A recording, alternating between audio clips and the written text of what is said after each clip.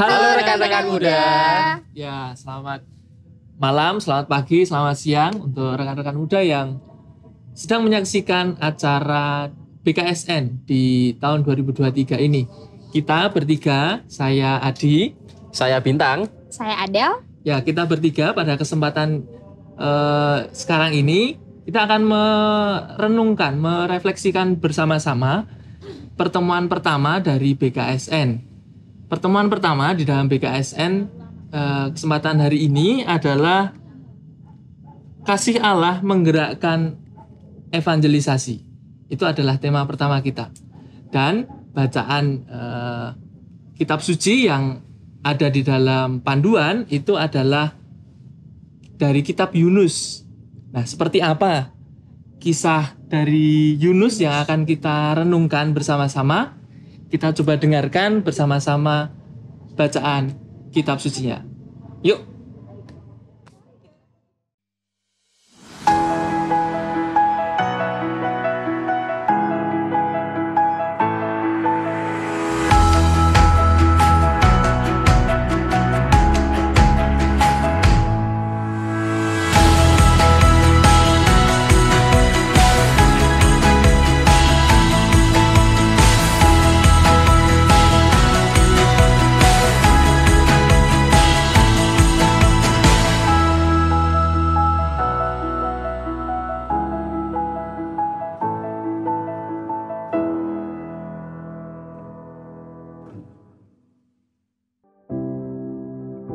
Yunus mengingkari panggilan Tuhan.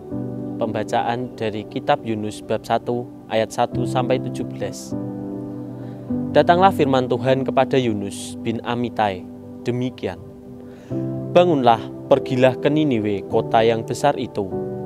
Berserulah kepada mereka, karena kejahatannya telah sampai kepadaku. Tetapi Yunus bersiap untuk melarikan diri ke Tarsis, jauh dari hadapan Tuhan. Ia pergi ke Yafo dan mendapat di sana sebuah kapal yang akan berangkat ke Tarsis. Ia membayar biaya perjalanannya, lalu naik ke kapal itu untuk berlayar bersama-sama dengan mereka ke Tarsis, jauh dari hadapan Tuhan. Tetapi Tuhan menurunkan angin ribut ke laut, lalu terjadilah badai besar, sehingga kapal itu hampir terpukul hancur. Awak kapal menjadi takut, masing-masing berteriak-teriak kepada Allahnya, dan mereka membuang ke dalam laut segala muatan kapal itu untuk meringankannya. Tetapi Yunus telah turun ke dalam ruang kapal yang paling bawah dan berbaring di situ, lalu tertidur dengan nyenyak. Datanglah nahkoda mendapatkannya sambil berkata, "Bagaimana mungkin engkau tidur begitu nyenyak? Bangunlah, berserulah kepada Allahmu. Barangkali Allah itu akan mengindahkan kita, sehingga kita tidak binasa." Lalu berangkatlah mereka satu sama lain. Marilah kita buang undi, supaya kita mengetahui karena siapa kita ditimpa oleh malapetaka ini. Mereka membuang undi, dan Yunuslah yang kena undi. Berangkatlah mereka kepadanya. "Beritahukan kepada kami, karena siapa kita ditimpa oleh malapetaka ini? Apa pekerjaanmu, dan dari mana engkau datang? Apa negerimu, dan dari bangsa manakah engkau?" Sahutnya kepada mereka, "Aku seorang Ibrani. Aku takut akan Tuhan, Allah yang empunya langit, yang telah menjadikan lautan dan daratan." Orang-orang itu menjadi sangat takut, lalu berkata kepadanya, "Apa yang telah kau perbuat?" Sebab orang-orang itu mengetahui bahwa ia melarikan diri jauh dari hadapan Tuhan. Hal itu telah diberitahukannya kepada mereka. Bertanyalah mereka, "Akan kami apakan engkau, supaya laut menjadi reda dan tidak menyerang kami lagi, sebab laut semakin bergelora?" Sahutnya kepada mereka, "Angkatlah aku, campakkanlah aku ke dalam laut, maka laut akan menjadi reda dan tidak menyerang kamu lagi. Sebab aku tahu bahwa karena akulah badai besar ini menyerang kamu. Lalu berdayunglah orang-orang itu dengan sekuat tenaga untuk membawa kapal itu kembali ke darat. Tetapi mereka tidak sanggup, sebab laut semakin bergelora menyerang mereka. Lalu berserulah mereka kepada Tuhan, katanya, "Ya Tuhan, janganlah kiranya Engkau biarkan kami binasa karena nyawa orang ini. Dan janganlah Engkau tanggungkan kepada kami darah orang yang tidak bersalah. Sebab Engkau Tuhan telah berbuat seperti yang Kau kehendaki." Kemudian mereka mengangkat Yunus, lalu mencampakkannya ke dalam laut, dan laut berhenti mengamuk. Orang-orang itu menjadi sangat takut kepada Tuhan, lalu mempersembahkan korban sembelihan kepada Tuhan, serta mengikrarkan nazar. Maka atas penentuan Tuhan, datanglah seekor ikan besar yang menelan Yunus. Dan Yunus tinggal di dalam perut ikan itu 3 hari 3 malam lamanya. Demikianlah sabda Tuhan. Syukur kepada Allah. Nah, sudah mendengarkan kutipan dari kitab suci ya, dari kisah Yunus.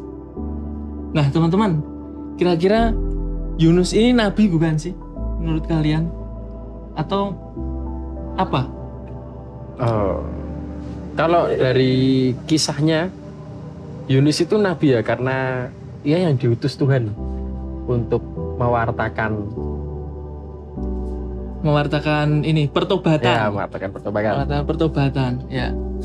Tapi nabi kok ini ya, melarikan diri gitu ya? Iya, nabi, tapi nabi yang menggambarkan manusia gitu, bahwa itu di situ menunjukkan bahwa nabi tidak luput dari dosa dan kesalahan sebagai manusia kan, dia juga manusia kan nabi. Oh ya, jadi ada sisi manusiawinya lah ya, boleh kita katakan seperti itu. Lalu tugas dari Nabi Yunus ini sebenarnya kira-kira kalau menurut teman-teman mudah nggak sih? Untuk mewartakan sebuah pertobatan, menurutku itu tugas yang berat ya, karena belum tentu diri kita sendiri pun mampu untuk melakukan pertobatan itu, apalagi untuk menyebarkan pertobatan ke semua orang, ke banyak orang gitu. Berat ya? Berat sekali pasti, karena ya kalau di kisah tadi kan dia melarikan diri dari Niniwe itu kan tadi. Nah, ya cukup berat pasti. Gimana? Ya kita bayangkan kita sendiri aja deh. Kita sendiri gitu, misalkan kalau disuruh bertobat aja, wah rasanya tuh aras-arasen gitu. Aras-arasen, apalagi disuruh mewartakan kepada satu kota di Niniwe.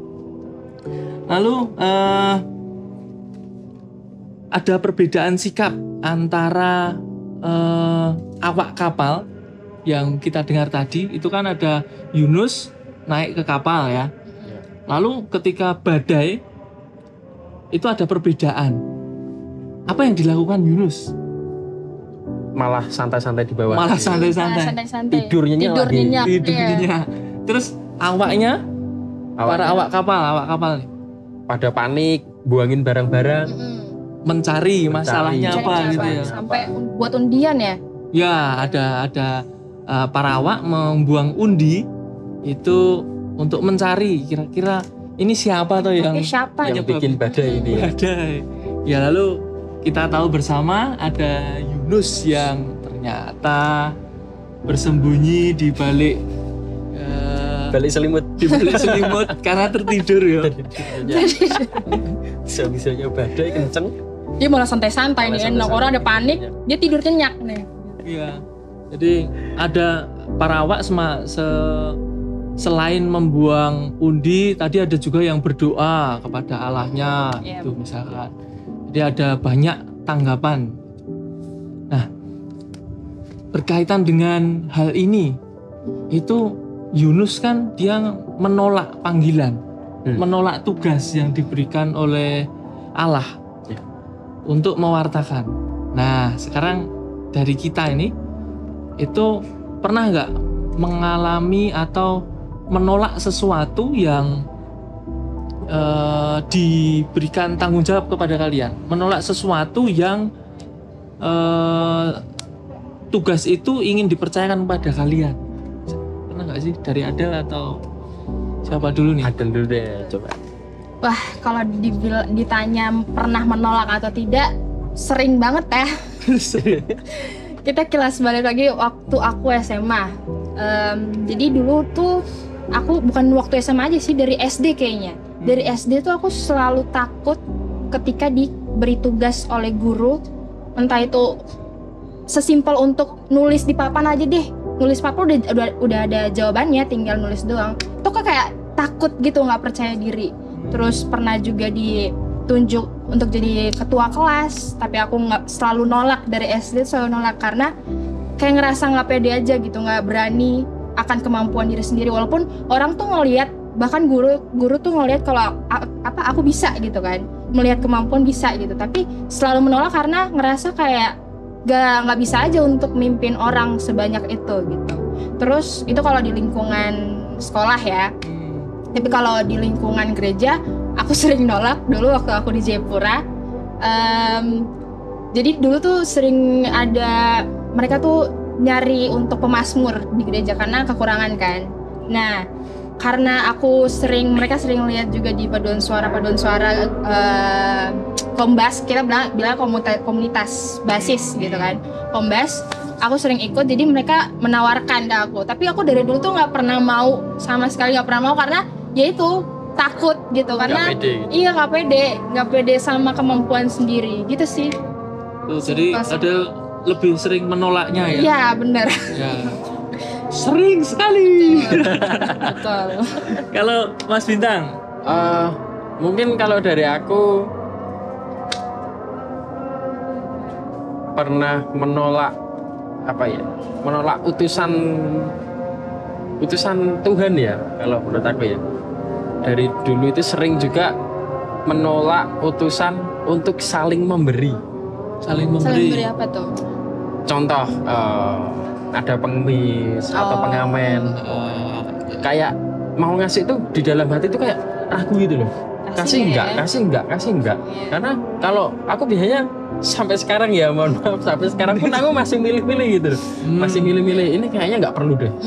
Ini masih muda, ngapain sih gini ngemis-ngemis, kan bisa cari kerjaan lain. Betul. Tapi menurutku aku merasa nolak utusan saling memberi itu karena mereka itu bukan mengejek ya. Aku sadar bahwa mereka itu ada di bawah aku. Maksudnya secara material ya, yang Secara kemampuan. Secara kemampuan aku sadar bahwa aku lebih mampu daripada mereka, tapi aku masih ragu, masih memandang pantas gak sih itu dikasih gitu. Jadi ya kayak masih milih-milih aja lah, maksudnya nggak semua aku kasih. Aku kayak masih ngerasa, aduh nanti kalau aku tak kasih, nanti buat bayar parkir aku harus ngulain uang lagi di dompet. Nah gitu loh. Masih hitung-hitungan. Masih gitu. hitung-hitungan, betul gitu sih. Tapi ya masuk akal sih kalau harus milih-milih gitu, siapa yang mau dikasih. Jangan-jangan salah kita ngasih orang. Nah itu loh, kan takutnya kan salah target. Ya. Aku sering lihat juga di TikTok tuh. Jadi kayak mereka ngasih bantuan, tapi itu salah target. Jadi ada pokoknya ada satu kejadian di mana mereka tuh melihat kalau pengemis itu sebenarnya bukan pengemis gitu. Jadi Ya, kan? dipura-purain kakinya puntung gitu, padahal sebenarnya enggak Betul. gitu-gitu. Ya. Ya. Tapi dari Mas Bintang tadi ini ya, keengganan untuk memberi, Ya, untuk berbagi. untuk berbagi. Ya, kalau boleh saya sharing juga gitu. Jadi kalau saya hal apa yang hal menolak tugas atau tanggung jawab. Dulu ketika SMA saya malas belajar, biasa. Kalau itu malas. Anak muda lah. Anak muda. Waktu masih muda. Sekarang masih muda. Oh iya. Sekarang masih Kirain muda. waktu masih muda. Ya, saya dulu malas belajar. Kenapa? Kalau ini masalahnya ya, kalau saya lihat itu ada satu anak yang belajar itu, tapi nggak boleh ditiru ya teman-teman ya. Ada satu yang belajar punya kepandaian lah, yang satu biasa aja gitu. Itu saya melihat nggak ada jaminan di masa depan itu bisa sukses. Kadang ada yang malas-malesan itu di masa depan bisa sukses. Jadi ngapain belajar ini dulu dong. Itu lihat referensi dari mana, Pak? Ya ada itu. Dari dulu punya pemikiran seperti itu, jadi males. Saya menolak tanggung jawab sebagai siswa dulu itu untuk belajar tugasnya itu. Nah, selanjutnya di pendalaman yang kedua itu ketika kita menolak tanggung jawab yang akan diberikan kepada kita gitu. Pernah merasa nggak Tuhan itu menegur atau mengingatkan kita, entah dari melalui orang tua, melalui keluarga, teman, atau dari mana? Pernahkah Tuhan menegur gitu? Siapa dulu nih? Aku dulu mungkin ya. Oke. Kalau untuk pernahkah Tuhan menegur? Pernah. Dan aku ngerasa kayak apa ya? Kayak bener-bener ngena gitu tuh. Bener-bener ngena. Waktu ada misa, setelah bacaan ketiga kan ada bacaan Injil kan ada homili. Homili. Romo itu kalau homili kan biasanya cerita. Oh, dengerin homili? Oh dengerin dong. Berarti nggak tidur ya Mas Minta? Enggak. Puji Tuhan. Catat Romo. Oke. Jadi waktu itu Romo itu bercerita tentang memberi juga, tentang memberi pengemis atau apa aku lupa. Jadi pada saat itu ragu-ragu. Romo itu ragu-ragu, kasih nggak ya? Akhirnya atau enggak, aku lupa, atau antara kasih atau bantu atau enggak. Nah, terus akhirnya memilih untuk tidak membantu untuk melanjutkan perjalanan. Sampai di rumah, Romo ini kepikiran, aduh, kenapa aku tidak bantu ya tadi ya? Kenapa aku tidak kasih ya tadi ya? Nah, dari situ aku berpikir bahwa aku kadang merasa juga seperti itu. Setelah melewati itu, aku ngerasa kayak, aduh, kenapa kok aku tadi nggak ngasih?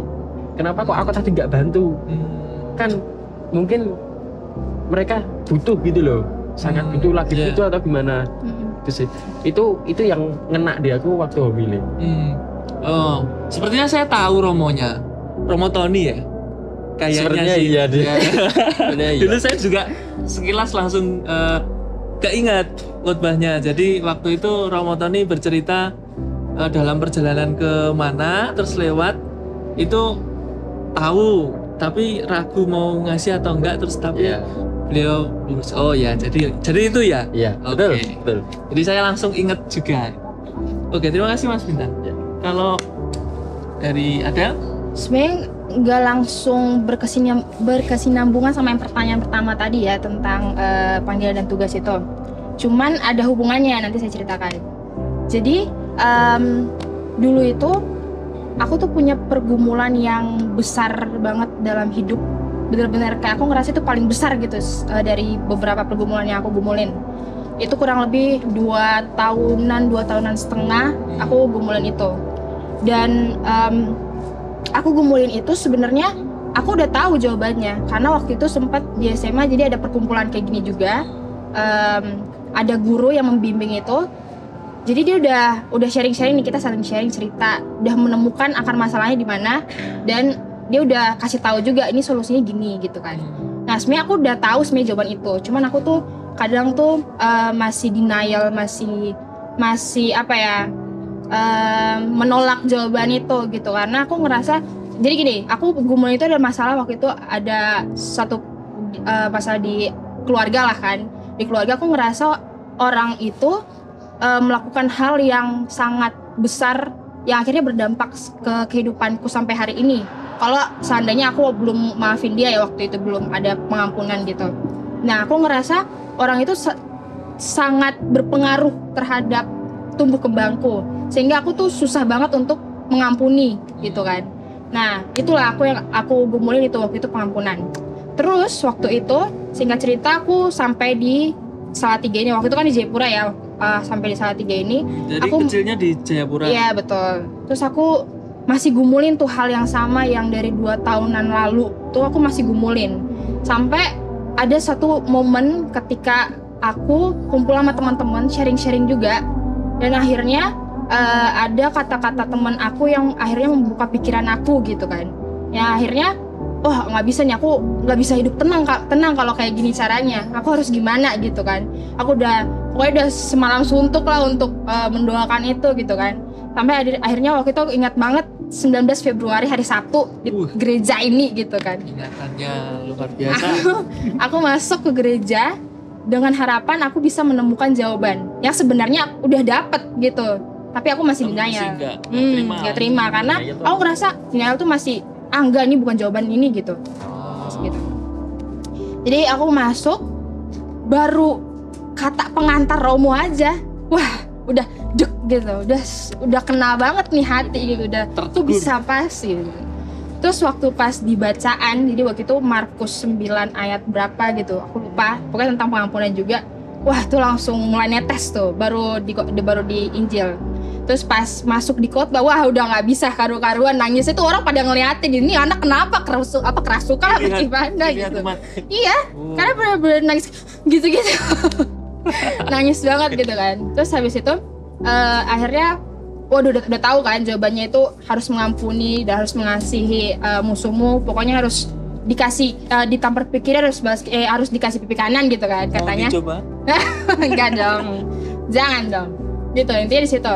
Terus nah ini nyambung sama pertanyaan itu ya. Jadi aku akhirnya kan dapat jawaban itu di gereja ini kan. Nah akhirnya itu yang menjadi titik balik aku untuk lebih taat lagi sama Tuhan, mau menjadi bagian dari Komsos. Itu langsung aku hubungin Mas Adi tuh, aku kan ngelihat kan di grup OMK, oh ada Komsos nih, apa ya, terus apa nih kan langsung ngechat gitu, boleh daftar nggak gitu.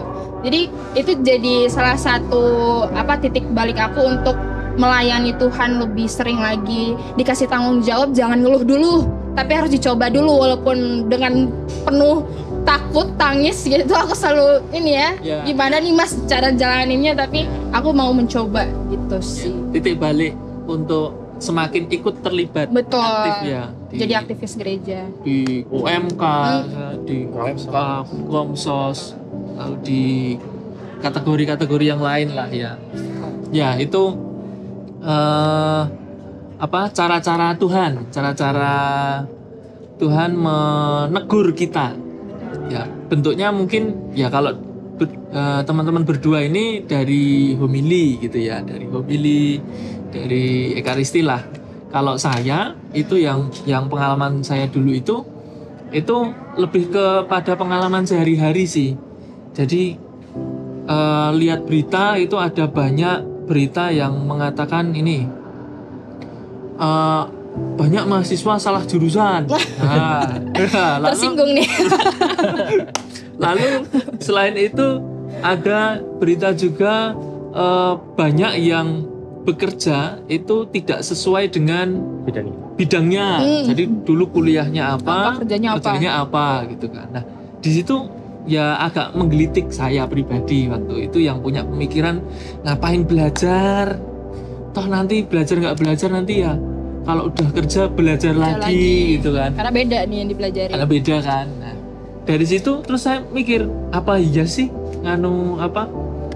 banyak yang salah jurusan atau yang bekerja tidak sesuai dengan jurusannya gitu. Lalu kira-kira apa ya? Lalu saya merenungkan bahwa mungkin itu cara Tuhan untuk menegur saya ya. Sebenarnya bisa kok sesuai dengan sesuai dengan apa yang dipelajari ketika kuliah gitu misalkan. Lalu dari situ saya mulai belajar untuk ya meskipun tidak rajin-rajin banget gitu, tapi setidaknya ada perubahan gitu. Saya ingat dulu itu bahasa Inggris saya itu dapat D. Jadi saya harus mengulang lagi gitu ya. Waktu kuliah tuh. Waktu kuliah gitu. Jadi harus mengulang lagi gitu. Mungkin karena latar belakang dulu males lah gitu. Lalu ada perubahan itu. Akhirnya dapat apa tuh Mas? Kalau boleh tahu. Apa ya? Kayaknya B deh. Oh, Cukup puji sih B. Tuhan. Naik jauh lah dari D. Nah, tuh jauh banget, ya. dari D ke B gitu. Jauh. Nah, itu pengalaman kita bagaimana kita punya masalah, kita punya perutusan yang kita tolak, kita punya tugas tanggung jawab yang kita tolak. Lalu Tuhan menegur, membimbing mungkin ya melalui orang-orang di sekitar kita, melalui ekaristi misalkan. Nah, selanjutnya nih, Tapi bentar Mas, ya, aku boleh nambahin ya Mas? boleh. Tadi kayaknya ngomong-ngomong tentang titik balik, aku Berat. lupa nih. Oh iya. Oh iya. Iya. Tadi kan coba pernah nggak sih dapat teguran? Ya. Ini sekarang, sorry tak potong tadi. Nggak Nggak apa-apa. apa. Titik balikku untuk nggak takut kekurangan adalah ya mungkin apa ya, bukan membuka aib atau apa sih. 1 tahun belakangan ini, mungkin 1 tahun lebih atau hampir setahun lebih dikit mungkin ya, memang ada masalah yang berhubungan dengan keuangan. Bahkan ya saat ini masih aku rasain. Dari situ apa ya, aku sempat mikir-mikir gitu, sempat berasumsi sendiri, mikir-mikir sendiri. Asumsi. Kenapa sih orang-orang tuh pada ninggalin Tuhan gitu kan? Ya. Orang-orang pada ninggalin Tuhan. Terus aku merasakan sendiri, ternyata ya capek gitu kan. Aku ngerasa jujur aja capek kan dengan keadaan yang seperti ini gitu, capek. Dan apa ya? Tapi di setiap aku capek, setiap hampir nyerah. Kenapa kok gini terus? Kapan ini selesainya? Yang paling aku inget itu setiap aku pengen sesuatu atau kita butuh sesuatu, itu pasti ada. Pasti ada, nggak tahu itu dari mana. Nggak tahu dari mana. Contohnya apa ya? Dari hal kecil deh. Jam. Ini sudah ke berapa gitu ya? Aku lupa. Ini sudah ke beberapa kalinya yang aku inginkan aku dapatkan. Entah dari siapapun itu. Dari pacar? Bukan. Oh, bukan. Aku waktu itu menyadari bahwa kondisi finansial keluarga memang belum stabil. Tapi aku pengen apa ya? Aku pengen beli jam gitu loh Mas. Pengen beli jam karena jamku itu rusak gitu. Aku nggak kebiasa kalau nggak pakai jam. Setelah beberapa hari, beberapa minggu mungkin, aku main ke tempat mbahku. Kok tiba-tiba tuh mau pulang, kakakku bilang sama aku, Tang, bentar, aku mau nitipin ini, lupa ke papamu. Ini buat papamu ya. Masku masuk kamar, aku ngikutin. Dia ngasih kotak gitu, ternyata isinya jam. Di situ langsung dek gitu loh. Ya. Apa yang aku pengenin bisa dapat gitu loh dari orang-orang lain. Dari orang lain. Jadi kayak apa ya? Sama kayak aku ngerasa jadi nggak takut kekurangan lagi gitu loh. Jadi kayak apa ya? Setiap keinginanku, harapan itu aku selalu dapat gitu. Jadi aku nggak pernah, walaupun aku dengan kondisi seperti ini, memberi pun nggak akan mengurangi rezekiku gitu. Nah itu titik baliknya, salah satunya itu. Dan masih banyak hal yang lain lagi. Maka sejak saat ini mungkin lebih semakin sering memberi atau gimana? Ya pokoknya kalau ada kasih aja lah. Tanpa mikir lagi. Ya tanpa mikir lagi ya. Maksudnya ya. Saya minta dong Kalau ini perlu dipikirin Ya, kalau ini ini. perlu dipikirin. Iya. Minta dong. Sepertinya kebalik. iPhone. Iya, sebutnya kembali. Sepertinya kebalik. Iya. Itu Oke. Kebalikku. Oke, ya titik balik dari bintang. Ya, lalu selanjutnya setelah kita menemukan titik baliknya itu di mana gitu, di mana Tuhan menegur kita, itu kita pasti sudah merasa dong sumber-sumber dari segala kekurangan. Kenapa kok kita menolak? Itu pasti ada sebabnya dong. Itu kira-kira apa sih dari perutusannya tadi itu?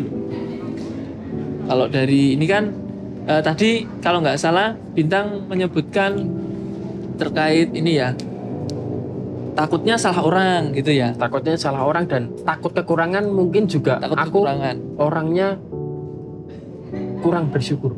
kurang bersyukur. Itu. Iya. Mungkin itu ya. Jadi kurang bersyukur, pengenan, takut kurang. Itu sumber-sumber Ya, kenapa itu sumber-sumber. masih harus mempertimbangkan lah Betul. kalau mau berbagi. Betul. Oke. Itu aja. Ada yang lain? Apa ya? Mungkin Itu ada ya, lanjutin itu nanti kalau lanjutin ada ya. tambahan. Ada? Kalau ada kan tadi pengampunan ya. Iya. Pengampunan. Ampun. Itu kira-kira apa sih? Kenapa Adel enggak? Tadi kan Adel sudah cerita kalau sudah tahu nih sebenarnya jawabannya. Kenapa kok enggak mengampuni? Aku rasa karena keegoisanku sendiri.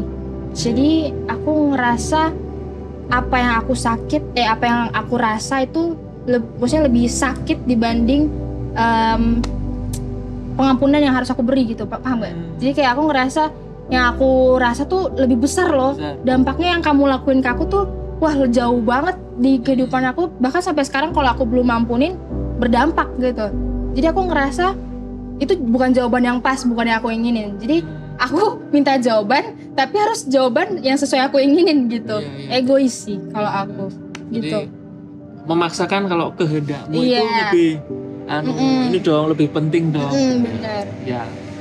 Ya, kalau saya sendiri sudah jelas ya tadi ya. Apa malas emang Iya. malas karena di masa depan itu baik yang belajar maupun nggak belajar ya sama aja gitu. Tapi ya itu titik baliknya banyak orang yang salah jurusan atau apa. Saya rasa enggak kok, kita bisa kok kalau mau tekun ya sesuai dengan panggilan itu.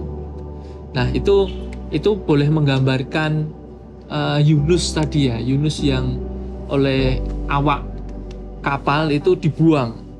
Nah kita itu ditantang untuk membuang sumber-sumber kedosaan kita, sumber-sumber kepahitan mungkin karena merasa mungkin tidak cukup, Ya. merasa nanti kalau saya memberi malah jadi kurang.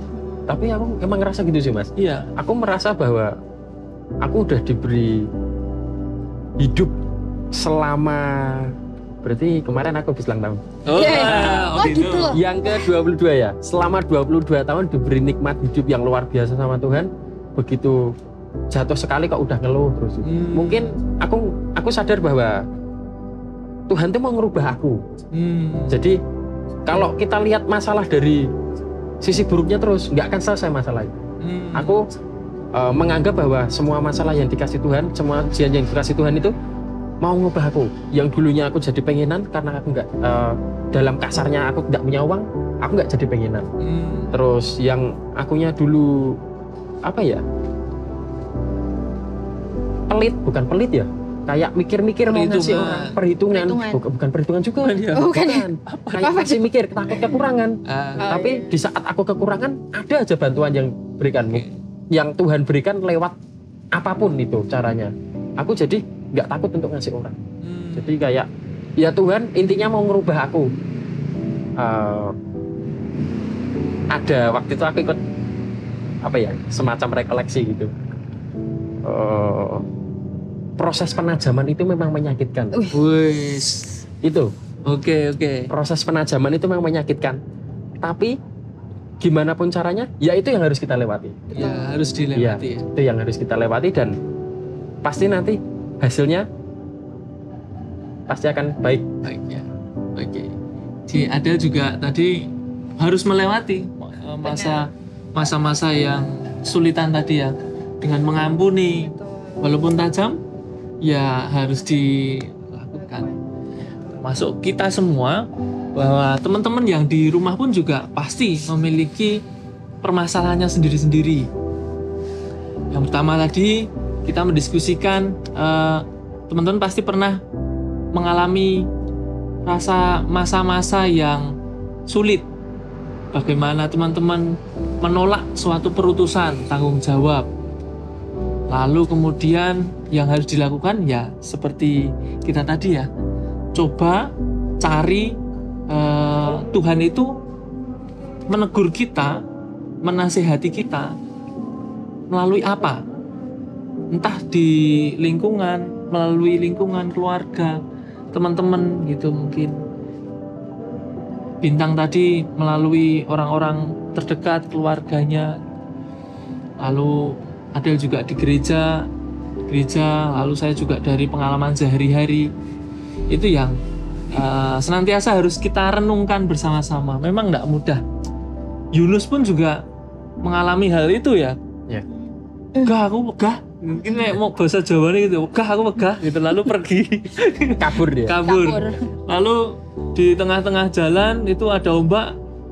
Lalu memutuskan ya sudah buang saya saja. Lalu dia dibuang di dalam perut ikan. Saya rasa itu pengalaman yang tajam tadi itu, menyakitkan. Ya.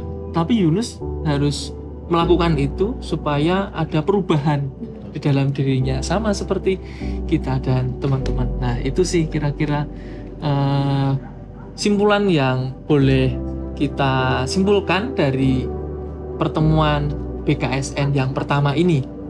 Itu teman. Ada yang mau menambahkan teman-teman? Apa ya? Ini mengambil dari pengalaman rekoleksi kemarin ya. Dari rekoleksi gitu. Hidup kita itu seperti pensil. Sebenarnya ada banyak aspek ya. Ada 5 waktu itu kalau aku nggak salah. Yeah. Cuman aku yang paling kena yang kedua. Yang pertama dan kedua. 1, mahal atau tidaknya pensil, berharga atau tidaknya kita berarti tergantung siapa yang pegang kita. Kita itu dipegang sama Tuhan Yesus. Makanya kita berharga. Kita mampu. Kita mampu untuk melakukan. Kita harus Kita harus yakin dengan kemampuan kita sendiri karena Tuhan yang pegang kita. Tuhan yang pegang kita. Makanya kita harus yakin Percaya. karena Tuhan menciptakan manusia itu serupa dengan dirinya. Serupa dengan citra Allah. Yang kedua, pensil biar bisa digunakan itu kan digerot. Ya. Lah, proses penajaman itu menyakitkan. Ya. Proses penajam itu menyakitkan, tapi proses itulah yang membuat kita tajam, membuat kita lebih beriman pada Tuhan, lebih intinya lebih berfungsi, memiliki fungsi lah, tumpul gitu kan. lah. Ya, betul. Itu sih, itu tambahan dari aku. Ya. Ada mau nambahkan? Ini cukup. Oke, closing dari kita itu sudah ditutup oleh Mas Bintang. Nah, teman-teman, itu pertemuan BKSN yang pertama. Teman-teman saksikan juga untuk pertemuan yang kedua di minggu depan yang akan diisi oleh teman-teman dari OMK. Jangan lupa ya, jangan lupa. Dan sampai jumpa minggu depan. Bye-bye.